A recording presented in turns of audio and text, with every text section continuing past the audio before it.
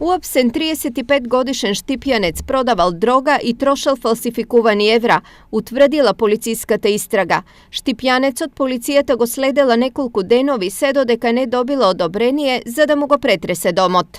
При претресот пронајдени и одземени се вкупно 558,2 грама опојна дрога марихуана спакувана во најлонски кеси. Освен ова, Štipjanecот со лажни пари на црно пазарел од турски студент. На 21 септември оваа година, со намера да се стекне со противправна имотна корист, пријавениот со фалсификувани банкноти евра купил во апоени од по 100 евра 4 банкноти, купил мобилен телефон iPhone од турски државјанин, при што ги пуштил во оптек фалсификуваните банкноти. Од денес лицето е со 2 кривични пријави од полицијата и тоа за продавање дрога и фалсификување пари, а по налог на истражен судија на него му е одреден и притвор во траење од 30 дена.